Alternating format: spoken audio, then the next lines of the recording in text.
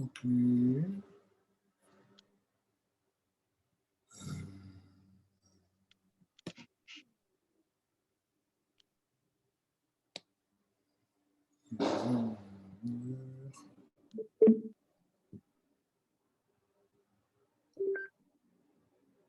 Voilà. Non, je suis désolé pour les 2 semaines précédentes. La première semaine, j'étais sur la suite de l'opération, je me suis dit, j'étais à un mariage. Bon, les masses et demi. Donc vous vous rappelez, on était dans Mitzvah Minui Meler, le fait de nommer un roi, d'accord. On avait expliqué précédemment qu'il y avait une différence fondamentale entre la royauté de David Améler et la royauté des autres rois, parce que justement, David Améler, tout son but, il était investi dans la royauté, pas seulement en tant que roi au-dessus des autres, mais il s'occupait de tous les détails de son pays. D'accord? Tous les détails du peuple juif lui étaient importants. D'accord? Et on avait expliqué, on avait introduit ce que disait la Gemara, que Adam Arishon avait donné 70 ans à David Améler, d'accord? Parce que, en fait, il aurait dû vivre 1000 ans et il a vécu que 930 ans.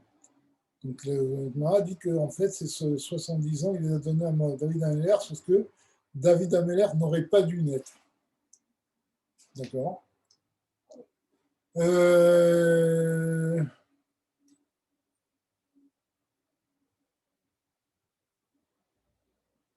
Alors, on avait commencé à expliquer le sujet de la royauté qui passait par Malchut d'Atsilut. Et donc, toute la grandeur de David Améler, c'est que le niveau de Malchut d'Atsilut, qui est à la source de la royauté, descendent dans Bria, Yetzira, Asiya, et viennent dans les détails de ce monde. D'accord? Ok, on en est donc là.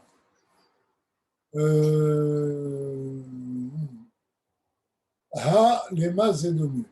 Alors on dit tout ce qu'on vient de dire sur Malchut d'Atsilut qui descend au niveau inférieur. Il dit à quoi ça ressemble. Léor Aner, chez Nimekomo Meir Ad Eser Amot. C'est comme la lumière d'une bougie qui, de là où elle est, va éclairer jusqu'à 10 amot, c'est-à-dire jusqu'à 5 mètres environ.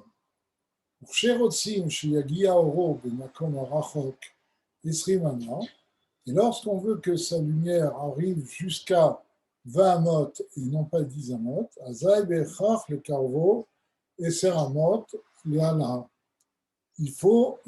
est obligé de le rapprocher de 10 amot pour que ça éclaire encore 10 amot. De l'endroit où il s'est trouvé. Kachamamash, c'est exactement la même chose, les malas, au niveau spirituel. Et Batsilut Asmo, Yuchal Yot Gilui Ahara, Ameiran, Minakom, Ubchinat Ayoter Eliona, Nimshechet Atprina Ayoter Tartona. Donc, au niveau spirituel, dans Atsilut lui-même, eh bien, le rayon de lumière qui vient de Dieu, d'accord, peut éclairer du niveau le plus haut au niveau le plus bas. Agam, Shehu, Berichuk et Sphirot, bien qu'il y ait 10 Sphirot de différence entre le niveau le plus haut d'Atsilut, qui est Chochma d'Atsilut, et le niveau inférieur, qui est Malchut d'Atsilut.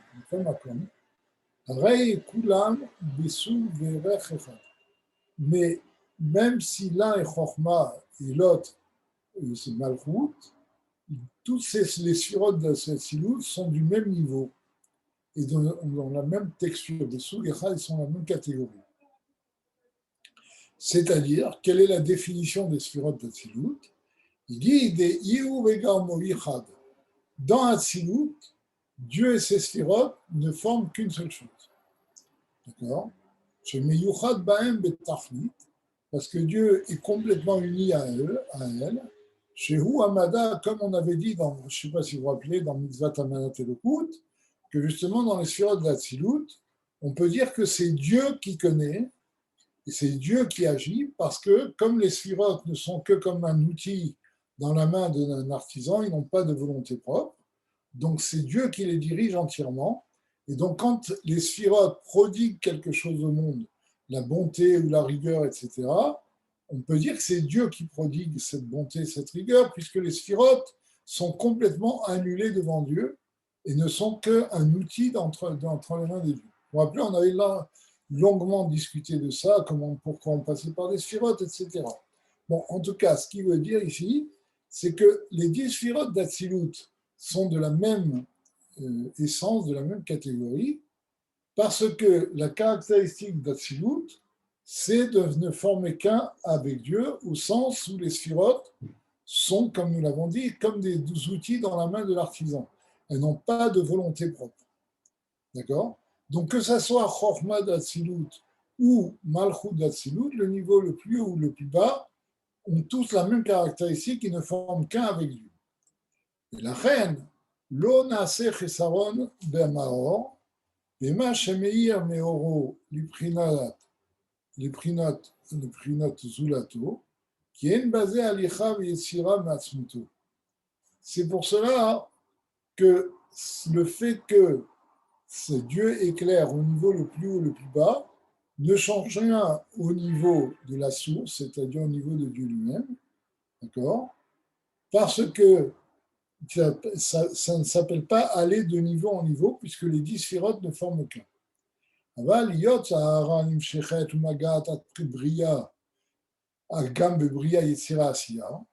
Par contre, pour que la lumière d'Atsilut descende jusqu'au niveau de Bria Yetzira Asiya, Yefchar Liot Hi Meira Mimekoma ou Mauta. C'est impossible si les sphirotes d'Atsilut restent dans leur niveau. C'est comme l'exemple de la lumière, vous vous rappelez, du nerf de la bougie, qui ne peut pas éclairer à 20 amotes si on ne la rapproche pas de 10 amotes, parce que son pouvoir d'éclairer ne va que jusqu'à 10 amotes. D'accord? Et donc, de la même façon, pour les forces, pour les rayons, pour la lumière qui est dans la Silout, lorsqu'elle doit descendre dans Bria Yetzira Asiya, ça, il faut qu'il y ait une descente de la source de lumière. Pourquoi? Parce que, comme on l'a déjà expliqué, au niveau de Bria Yetzira Asiya, on n'est plus dans la configuration d'Atsilut où les sphirotes ne sont que des outils dans la main de Dieu. On est dans une configuration de création. C'est-à-dire que là, on n'a pas des sphirotes annulés à Dieu, on a des existences à part entière, qui sont des malachim, des anges, etc., mais qui ont une existence, une définition par elles-mêmes, et qui ne sont pas complètement annulés devant Dieu. Bien que dans le monde de Bria, il y a une certaine annulation, c'est le Bitul Hayesh, on en a déjà expliqué, mais ce n'est pas la même annulation que les sphirotes d'Atsilut. C'est-à-dire qu'il y a une existence qui se soumet à Dieu, mais il y a quand même une existence, alors que dans les sphirotes d'Atsilut, il n'y a pas d'existence a priori. Elles ne sont que des outils dans la main de Dieu, elles n'ont pas d'existence propre, elles ne ressentent pas leur existence. Par contre, à partir de Bria, on a des créatures qui ressentent leurs existences, qui peuvent être annulées à Dieu, mais c'est elles qui s'annulent à Dieu, et ce n'est pas Dieu qui les a créées déjà annulées.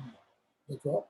Et donc, c'est pour cela que descendre d'Atsilut dans les niveaux de Bria Yetzira Asiya, descendre du niveau des outils dans la main de Dieu à un niveau qui est un niveau de création, il faut qu'il y ait une descente de la source.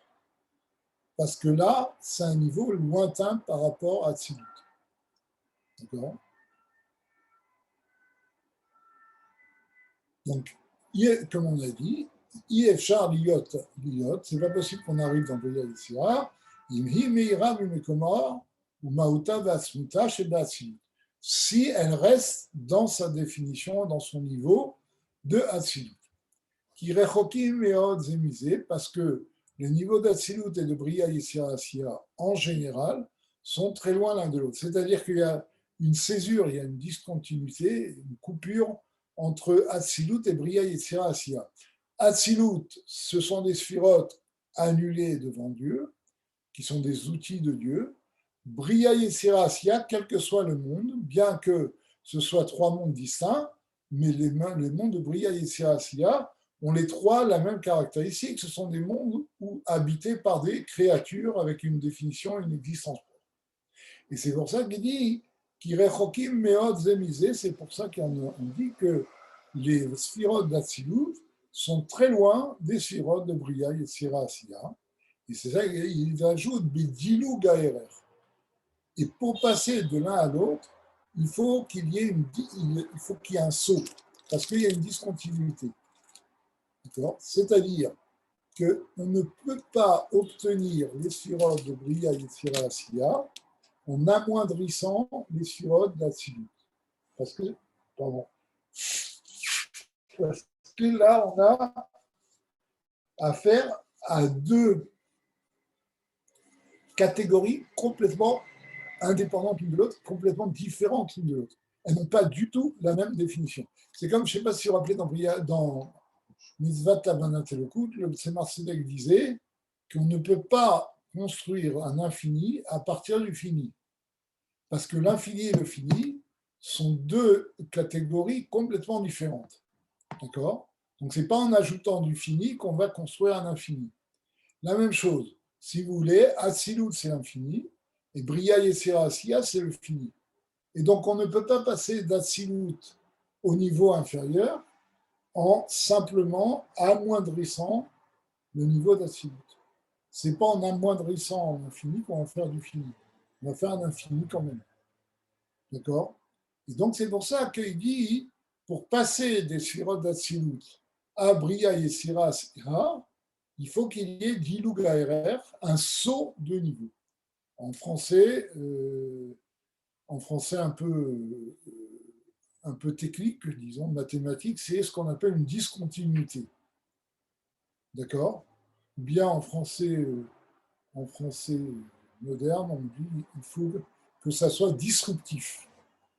Il faut que ça change carrément, de façon fondamentale. Et c'est ça qu'il dit, c'est ça qu'il appelle Bedilou Gaïra. Parce qu'on n'est pas du tout dans des choses commensurables. D'accord ? Kenis Karleel, comme on a dit précédemment. L'imlo aliédé chez Tered Mimekomo. Donc la seule façon pour que Hatzilut puisse prodiguer sa force, sa lumière au niveau inférieur, eh bien il faut qu'elle descende de son niveau. Et Sermalot, elle va descendre 10 sphirotes, Acharonit, elle va descendre de 10 sphirotes à reculons, et un messer sphirotes d'Hatzilut, c'est-à-dire les 10 sphirotes d'Hatzilut, Vétit la bêche, Béchor, Roche, Abria. Et donc en descendant en reculons, elle va s'investir dans la tête, le niveau le plus haut de Bria. D'accord ? Chez Az, Titpachet, Vetagia Ora, Bechol Oto. Alors, quand elle va descendre au niveau de la source d'une tête de Bria, là, elle va pouvoir prodiguer la lumière dans tout ce monde-là. Comment il peut y avoir cette descente, ça, c'est autre chose. Ça, il n'explique pas ici. Mais ce qu'il explique, c'est que Hatzilut, en restant Hatzilut, ne peut pas prodiguer la vie au niveau inférieur. Donc, c'est pour ça que il faut que cette lumière descende tous les niveaux de Hatzilut jusqu'à Malchut d'Hatzilut. Et Malchut d'Hatzilut va s'investir, va s'habiller dans la tête de Bria, c'est-à-dire dans Chochma de Bria. Et là, il va pouvoir prodiguer la lumière divine qui va être suffisante pour créer ce monde-là. ואם כן, בהכרח שכבר היא מסתלקת ויוצאת מכלל עולם האצילות כנזכר לעיל במשל. Et donc, il est évident que pour arriver à prodiguer à Bria, ben, il faut qu'elle quitte son niveau et qu'elle devienne, elle arrive au niveau de Bria. Il faut qu'elle descende au niveau de Bria. Et donc, elle n'est plus cette lumière qui vient d'Atsilut pour éclairer et faire animer Bria, n'est plus une lumière d'Atsilut. C'est-à-dire, elle n'a plus la caractéristique de lumière d'Atsilut et des sphérotes d'Atsilut. Comme on a dit dans l'exemple, que lorsque la bougie veut éclairer plus loin, elle ne peut pas rester là où elle était, elle doit changer d'endroit. La reine, השנים שנתנו אדם הראשון והאבות, David. Si vous voulez, bon, l'exemple qu'on donne classiquement, c'est l'exemple d'un rave qui a une connaissance livresque de la Gemara ou de tout ce qui est Torah, et qui va enseigner à un petit enfant. Il était évident que entre la connaissance du rave et la connaissance du petit enfant, il n'y a aucune commune mesure. Et pour que le rave puisse enseigner les rudiments à l'enfant, il faut qu'il descende, qu'il se mette au niveau de l'enfant, qu'il raisonne comme un enfant, qu'il parle le langage de l'enfant, etc. Et donc, quand le rave va enseigner à un enfant, c'est plus la lumière, c'est pas le séchel du rave qui l'enseigne. Parce que par rapport à son séchel, par rapport à sa connaissance à lui, ce qu'il fait est insignifiant. Ça n'a aucun rapport avec sa connaissance. Comprenez, si vous prenez un Gaon Natsumi, d'accord, un Gaon d'un niveau incommensurable, qui va enseigner le Aleph Bet au Gan, il est évident qu'il n'y a aucun rapport entre ce que connaît le Gaon et l'élève à qui il enseigne le Aleph Bet. Et pour enseigner le Aleph Bet, il faut qu'il descende au niveau de l'élève.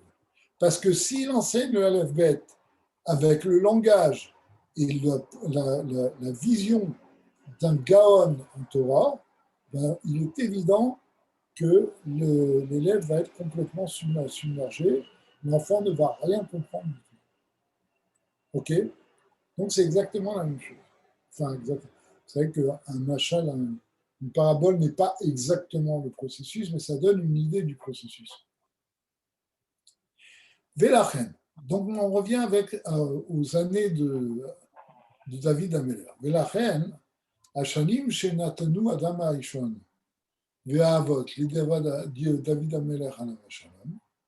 Vous vous rappelez, on avait dit que non seulement Adam Harishon avait donné 70 ans, mais les Avot aussi avaient donné à David Ameler. Vous vous rappelez qu'on avait dit que Avraham Avinu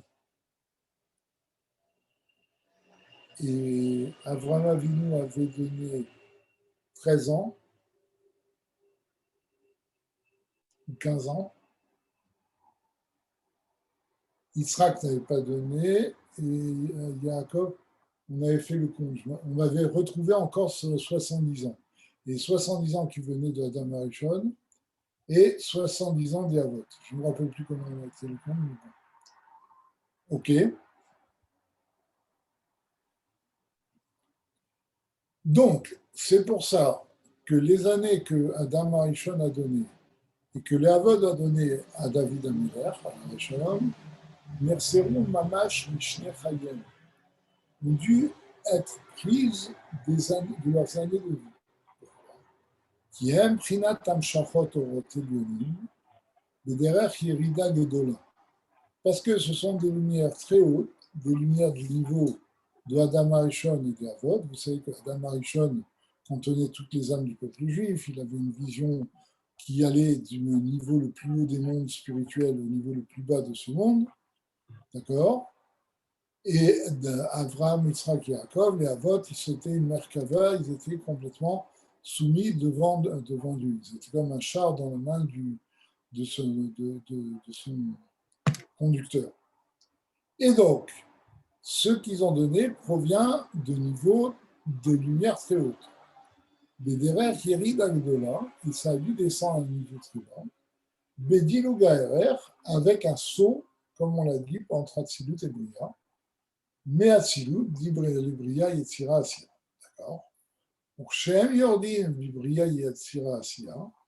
Et donc, quand ils descendent au niveau de Bria Yetzira Asiya, qui n'est plus le bitoul total devant Dieu, Be'echar, chez Mistalkim, Me'atsilut, les Nersarim Misham. Donc, il est évident qu'à ce niveau-là, il quitte Atsilut, d'accord, et ils sont manquants par rapport à Atsilut.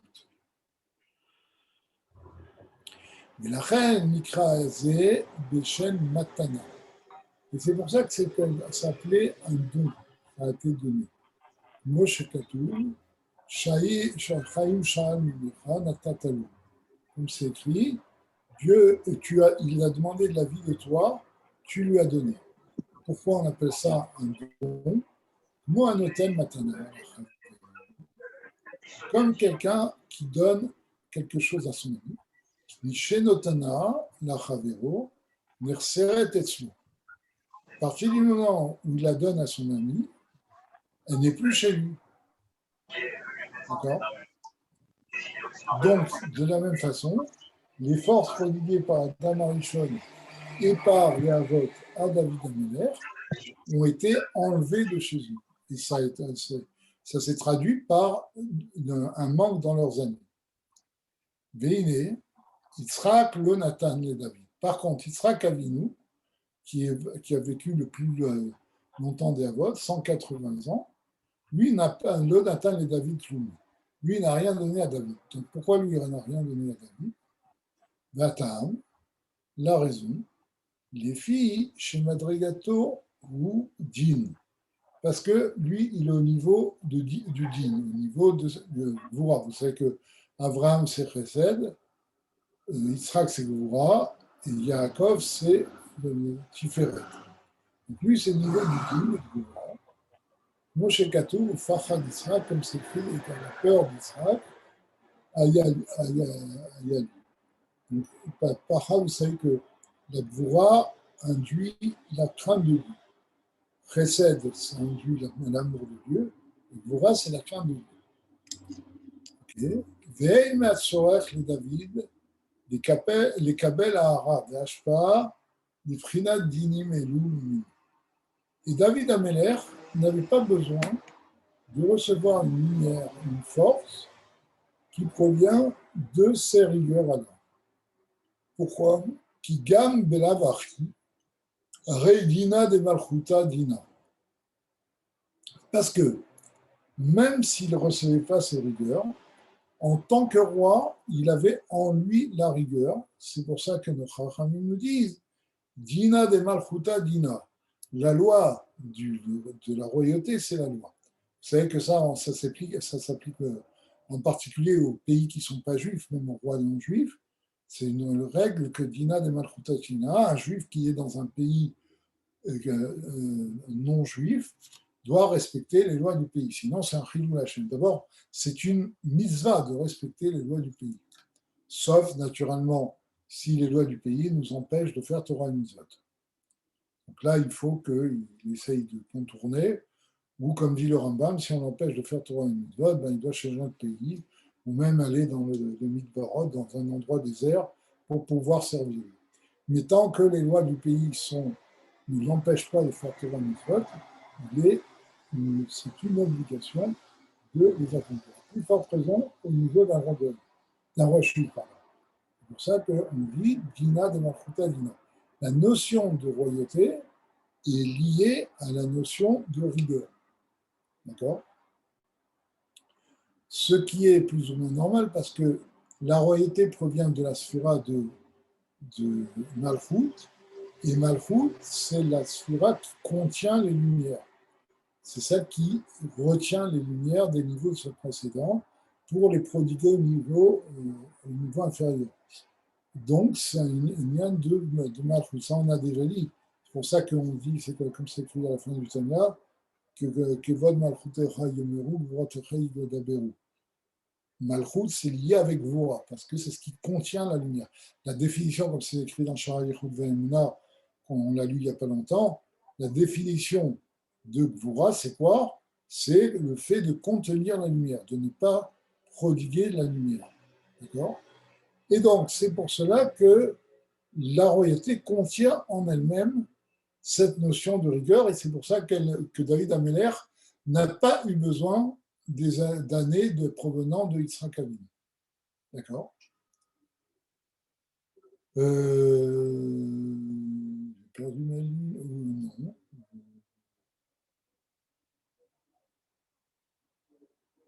Oui. Je sais pas comment oui.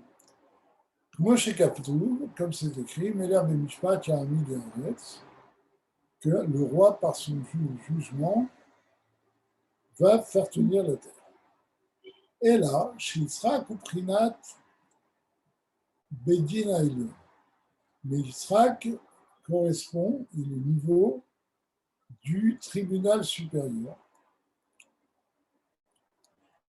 Dinikra Dina Kasha, et c'est appelé la rigueur forte, Malchut I Bedin Atarton. Par contre, Malchut, c'est là le tribunal inférieur, mais Nikra Dina Rafia, et c'est pour ça que c'est appelé la loi faible. Inken, Arei, David Sarech Likabel Klal Mitzrak. C'est pour cela que David n'a pas du tout besoin de recevoir d'Yitzhak. Chez Loï Tosfu Itgadlu Agvurol Vadinim, parce que ça aurait rajouté la rigueur dans sa royauté. Et là, Naafor, chez Sarech Likabel Tosefet Chasadim, Vainu me Abraham, et Yaakov, Nadan et David, Chafret Shana. D'accord? Mais au contraire, il a dû recevoir plus de bonté d'Abraham et de miséricorde de Yaakov qui lui a donné 28 ans. Parce que la royauté en elle-même est un sujet de rigueur. D'accord?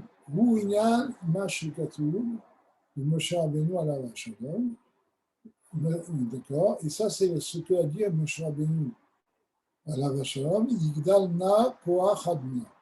C'est comme c'est écrit, quand il y a eu le vaudeur, Moshe Rabbeinu a plaidé la cause du peuple juif devant Dieu, et il a dit, Veata Yigdalna koach adna. Et maintenant, que la force de Dieu grandisse.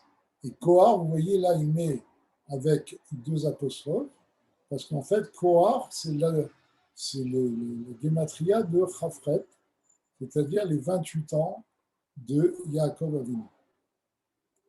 Chez où à Milouï, ou Milouï de Milouï, chez Shem Adna. Alors il dit parce que c'est le Milouï et le Milouï de Milouï du Shem Adna. Alors ça, c'est des Nyanim kabbalistiques. C'est le Milouï, c'est quand on met le Yud dans le Yudkivavke dans Adna, et après on met Adna dans le Yudkivavke. Bon, là il dit le Milouï de Adna. Chez Olé, Kafret Otiot, qui prodigue 28 lettres. Ah oui, non, le Milouï, pardon. Le Milouï, mais ça fait beaucoup plus. Le Milouï, c'est quand on prend chaque lettre avec son nom. Par exemple, l'Aleph, c'est 3 lettres. Aleph, Lamed, Fe. Dalet, c'est 3 lettres. Nun, c'est 3 lettres. Et Yud, c'est 3 lettres. Donc, ça fait 3 fois 4, 12. Comment on arrive à 28 le Milouï du Milouï? Si quelqu'un trouve l'algorithme, je suis preneur.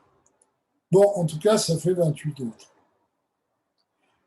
Et c'est ce niveau-là que Yaakov a donné à David.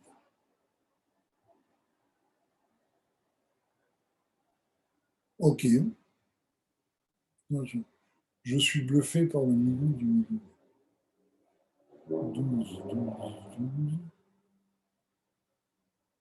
12. 3 fois 12, 36. Oui, il en manque 8. Et 28, 14, 7. Ah, on y est presque.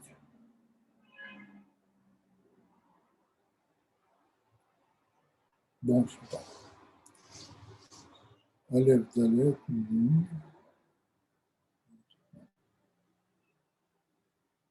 qu'est-ce que je raconte? C'est pas 4. Oui, 4 fois 3, 12. Oui. Parce qu'on a 12 lettres maintenant. Chaque lettre, elle fait 3. Ah, non, non, non, non, non, non, non. Voilà, ça y est. J'y suis. Donc, on revient. On a Aleph, Dalet, Nun, Yud. Aleph, c'est Aleph. Donc, 3 lettres. Lamed, 3 lettres. P, 2 lettres. OK? Donc, on y va. 3 plus 3 plus 2, 8. Dalet, c'est Dalet, 3. Lamed, 3. Tav, 3. Donc, on a 3 fois 3, 9. 9 et 8, 17. Noun, c'est 8, puisqu'on a Noun, Noun, Vav, Vav c'est 2. On peut mettre 2. 8, donc on est 17 et 8, 25. Et Yud, c'est Yud, Vav, Dalet, encore 8, 25 et 8. Non, on n'y est pas. Je ne sais pas. Bon, ok. En tout cas, c'est une milou. Et donc, c'est ce niveau de Krafat des 28 lettres, du milou de Adna, que Yaakov a donné à David.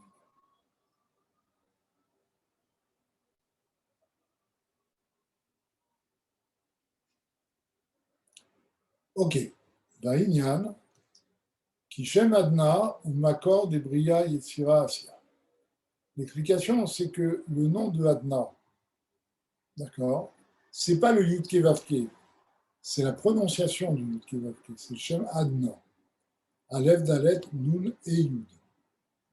Donc Shem Adna, c'est la source de Bria Yetzira Asia. Mitlabej Bahem, Leachayotam, et c'est ce nom de Dieu qui s'investit dans ces mondes-là pour les faire. Kishem Adnout, Davka Ksheyesh Avadim. Parce que Adna, ça vient du mot Adon. Et Adon, c'est quoi le maître? Donc, quand on parle d'un maître, ça veut dire qu'il y a des serviteurs. D'accord? Comme Moshe Katoub Batzona, comme c'est écrit dans le Zohar, Be'and Ishtamoda Adon Al-Kola. Que toi, tu t'es fait connaître comme le maître de tout.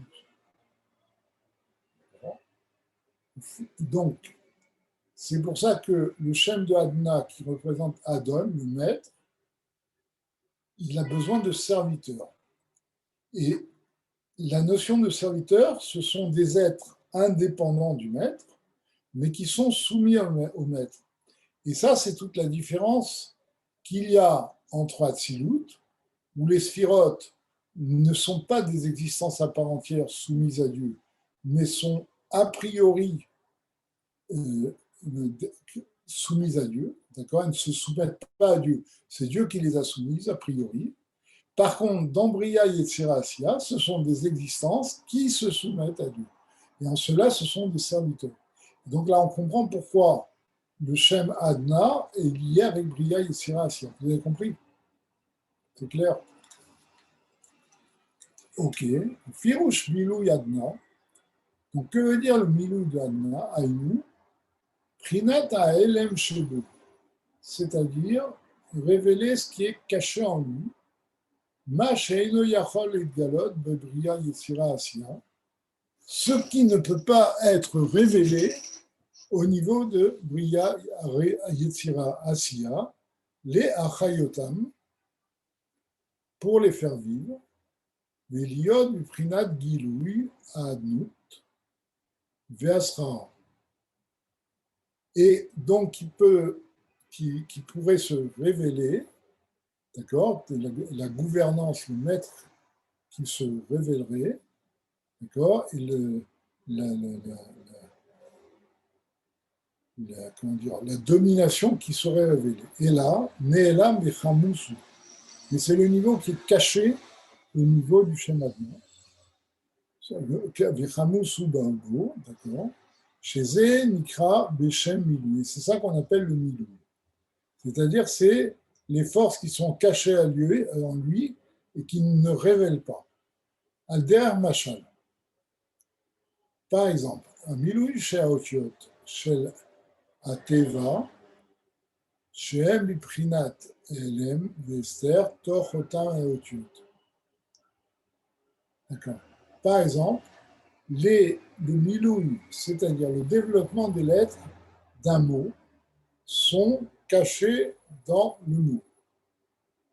Vous comprenez? Par exemple, quand on écrit ata, aleph tavhe, nous ce qu'on voit, on voit le mot ata. Mais dans le mot ata, il y a aleph, il y a tav et il y a he. Mais quand on prononce le mot ata, ils ne sont pas révélés. Le lamed, le fait ne sont pas révélés, le vav, etc. Vous comprenez? D'accord? Donc c'est ça qu'il dit. Le milouï, c'est ce qui est caché dans les lettres. D'accord? Sharei zulato eino shomea rak masheyose mipiv mefourash. Parce que quand on prononce le mot, l'autre n'entend, la personne devant laquelle on le prononce, n'entend que le mot. Il n'entend pas le nom de lettres qui sont contenues dans ce mot. D'accord? Chez un goufa otiot, qui sont les lettres, les noms des lettres, aval milui shelahem kamuz betocham eprinat elim. Mais le nom de ces lettres est contenu dans ce mot de façon cachée.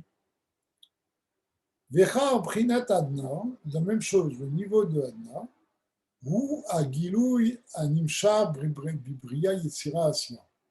C'est la révélation qui arrive au niveau de Bria Yetzira Asiya, les Achayotam, pour les faire vivre, l'aider Machewa donne à l'EM par le fait qu'il soit leur maître, Malchuto, Malchut Kololamim, et sa royauté devient la royauté de tous les mondes de Bria Yetzira Asiya, chez Zéhu Goufa ou Amechayotam.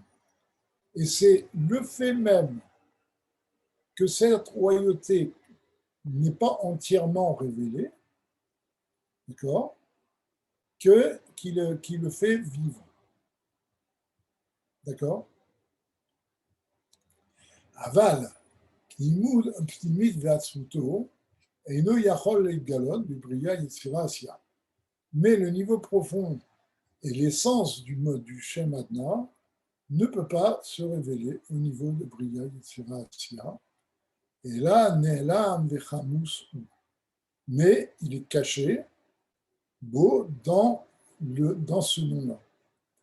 Mais Zéouinyan a Milouï Shelo, et c'est ça qu'on appelle le Milouï de ces lettres, Sheoleh Begematria Chafret, qui est la Gematria de 28. Dainu, Kocho ou Fnimuto, c'est-à-dire sa force et sa partie profonde. Il y a quelqu'un qui veut dire quelque chose? Non. Donc il y a une petite agara.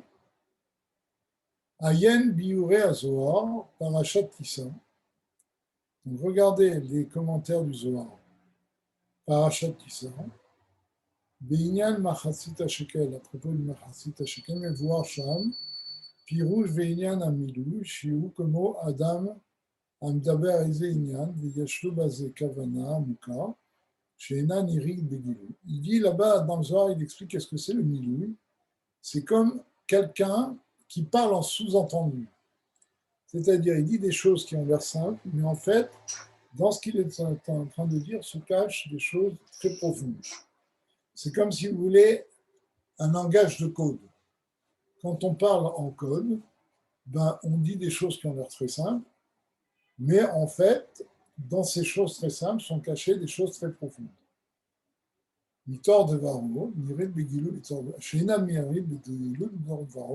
Et les choses profondes contenues dans ces paroles ne sont pas visibles. D'accord? Et là, chez Iflo Bemochou, mais le sens profond de ces paroles se trouve au niveau de sa pensée, au moment où il parle. Dibour ou Inyan Acher, et la parole est autre chose que ce qu'il y a dans la pensée.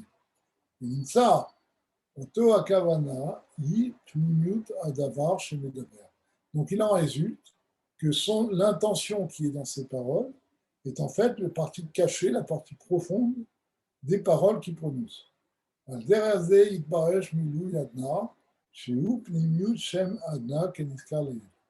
D'accord? Et donc le Milou Yadna, c'est la même chose. C'est l'intention profonde qui se trouve dans le Shem Adna. C'est clair? Velachen, Moshe Rabbeinu alava shalom. C'est pour cela que quand Moshe Rabbeinu alava shalom, Ratsa lehamshir slicha umchila l'Israël, quand il a voulu apporter la pardon après le Vaudor au peuple juif, al chet hagel sur le Vaudor, Amar yigdana koach adna. Il a dit que grandisse la force de Adna. Et vous savez, là-bas, le nom Adna est écrit en toutes lettres, ce n'est pas le Yud Kevavke. C'est-à-dire, chez Galeb Rinata Koach Ve'aelem, c'est-à-dire que se révèle le niveau du Koach. On avait dit que Chafret, c'était Milouï d'Adna, donc le niveau caché chez Shem Adna, qui est le niveau caché du Shem Adna, chez Aliédézé, Yiyé Nosa Avon, et par cela, il enlèvera la faute. Pourquoi? Parce que le niveau caché de Adna, c'est le Erech HaPayim, c'est le fait que Dieu soit miséricordieux et enlève la faute.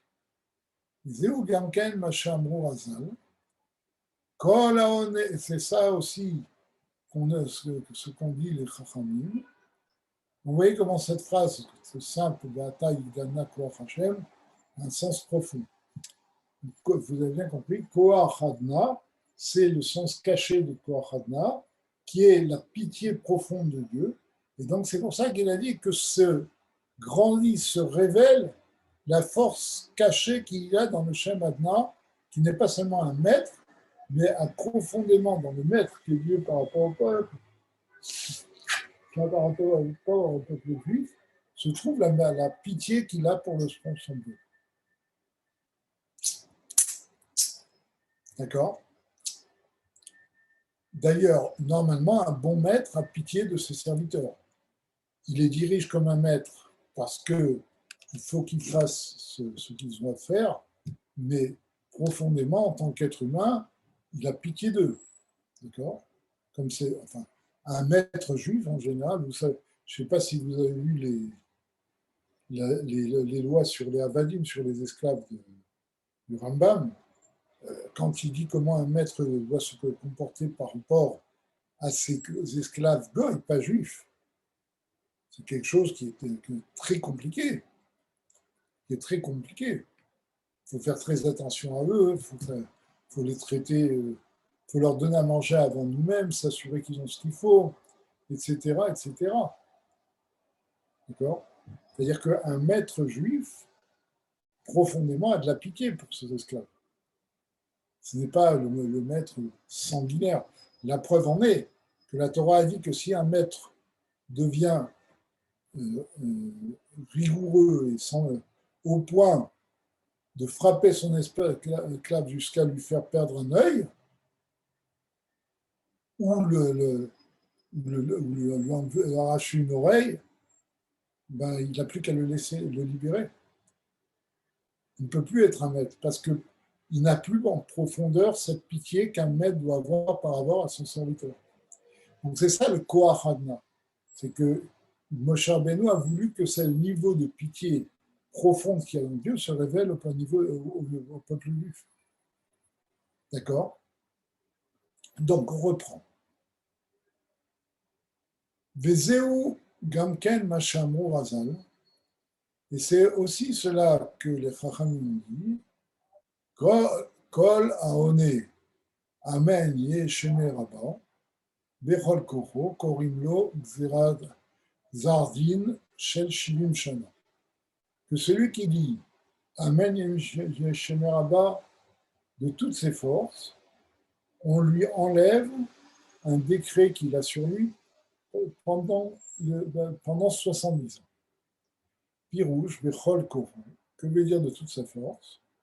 Shel Amen Yesheme Rabba, c'est toute la force du Amen Yesheme Rabba. Parce que dans la phrase Amen Yesheme Rabba, en entière, il a 28 lettres. Vechen, Michi, alors Amen, Sheme 10, Rabba 3, 13, Mivarach 3, 16, les Alam 4, 20, le Ner, Poul Alamé c'est 5, 25. Oui, ça fait, jusqu'à Almaya, ça doit faire 28. À l'une près, ça fait 28. Ok. Donc, dans Amen Yesheme Rabba, il n'y a qu'à 28 lettres. Vechen Meit Gadal Ad Amen Yesheme Rabba. De la même façon, de Hit Gadal jusqu'à Amen Yesheme Rabba, Yeshgam Ken Chafrat Tevot. Il y a aussi, pas 28 lettres, mais 28 mots. Vehem Prinat Amiloui de Adna. Et ça, c'est 28, c'est le Milou de Adna. Chez nous, Kohar ou Pnimit d'Adna, qui est donc le niveau et la force profonde du Shem Adna. Et donc, c'est pour ça que les Chachamim mettent en relation le Amen Yesheme Rabba avec le Bechol Kohar, avec la force, justement, avec le fait qu'on enlève le Gzardin, parce que ça révèle la force, le Kohar, la pitié de Dieu, au niveau du juif. Ok.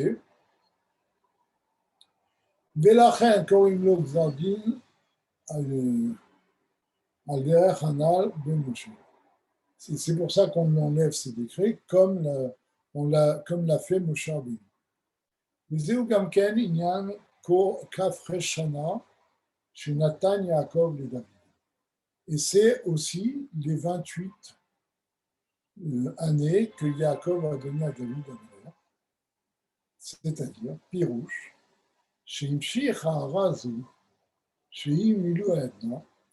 C'est-à-dire qu'il a tiré ces rayons de lumière, qui est justement le Milou d'Adna, ce qui est représenté par 28, l'écart Kofo, dans la force principale, les Klabèches de Midat Amalkout, va s'habiller dans le niveau de Malkout, la sphira de Malkout, à Meira be Malkout David, qui éclaire dans la royauté de David. Et donc on a compris maintenant pourquoi Yaakov Avinu, qui correspond à Tiferet, à Rachamim, à la pitié, a donné 28 ans, parce que 28 représente la pitié.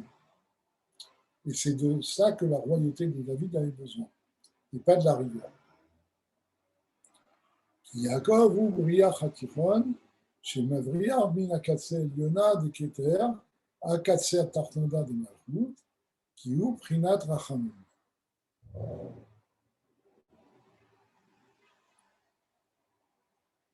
Oui, parce que Yaakov, c'est la tringle du milieu. Vous savez que dans le Mishkan, pour tenir les poutres du Mishkan, il y avait 3 jeux de tringles. Donc, il y avait 3 jeux de tringles qui étaient composés de 5 tringles. Les tringles d'en haut étaient 2 moitiés qui se rejoignaient au milieu. Les tringles d'en bas, c'était 2 moitiés qui se rejoignaient au milieu. Et la tringle du milieu allait d'un bout à l'autre.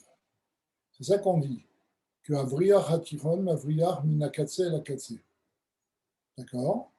Et donc, Yaakov Avinu, c'est justement le Briar Hatiron, c'est la tringle du milieu. Pourquoi? Parce que, comme je vous l'ai déjà expliqué, la sphira de Tiferet, c'est la sphira qui est entre le Chesed et le Gvura. Donc, c'est le milieu des sphirotes. Et tout ce qui est au milieu, c'est ce qu'on appelle la Ishtalshlut Aktarim. C'est ça qui dit chez Mavriar Minakatse Eliona de Keter. Donc, Yaakov Avinu, en tant que Tiferet, part du niveau supérieur de Keter, qui est le niveau du milieu supérieur, ad Ketse Tarton jusqu'au niveau inférieur de cette tringle du milieu, donc de ces sphirotes du milieu, qui est Malchut, qui ou Prinat Rachamim. Et pourquoi il a la capacité de faire ça? Parce que c'est le niveau de Rachamim qui est composé de Chesed Gvura. Et comme je vous l'ai déjà dit, je ne sais pas si vous vous rappelez, quand il y a Chesed ou Gvura, qui sont des forces antinomiques, qui se mettent ensemble, ça révèle l'essence de Dieu. Parce que la seule force qui peut réunir le contraire, c'est Dieu lui-même. C'est pour ça que Tiferet a en elle cette force qui provient de Keter, c'est-à-dire de la volonté première de Dieu, qui provient de Hatzmut, de mettre ensemble Chesed et Gvura.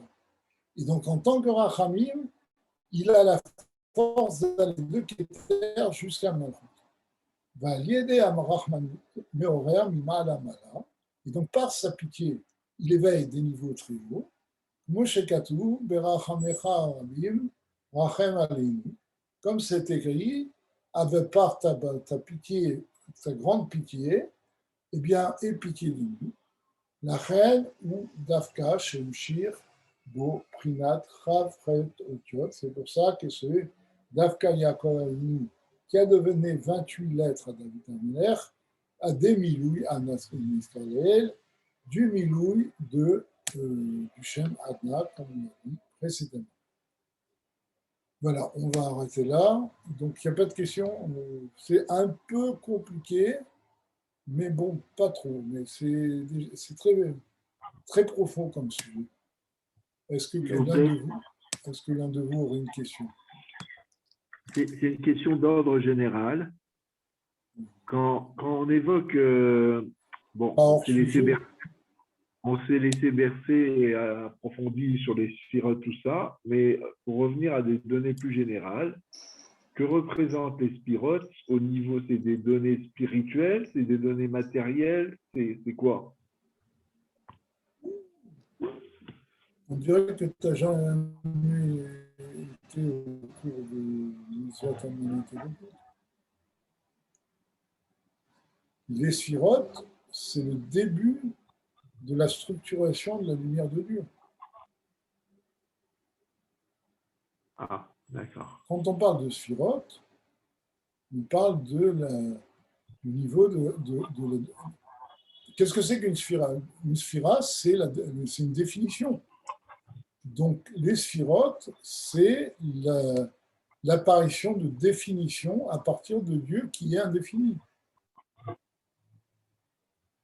Donc, ça commence dans Atsilut, qui est strictement spirituel, et après, ça descend dans Bria, Yetzira, Asiya, jusqu'à ce monde-là. D'accord, donc ce ne sont pas des mots. Je suis très étonné de ta question. Ah oui, non, mais je reviens au basique, c'est pas grave. Donc, en fait, ce ne sont pas des mondes physiques. Ce ne sont pas des mondes, les sphirotes. Ce sont des êtres. Ce sont des entités définies qui ont chacune une définition. Ce ne sont pas des mondes. Les mondes sont composés de sphirotes, mais les sphirotes ne sont pas des mondes. Il ne faut pas confondre les mondes et les sphirotes. Les créatures sont composées de sphirotes. Ils vivent dans des mondes. Ok? Bien, je vous laisse, chers amis. Bezrat Hashem, à la semaine prochaine. On reprendra notre routine. Ok. Shavuot Tov.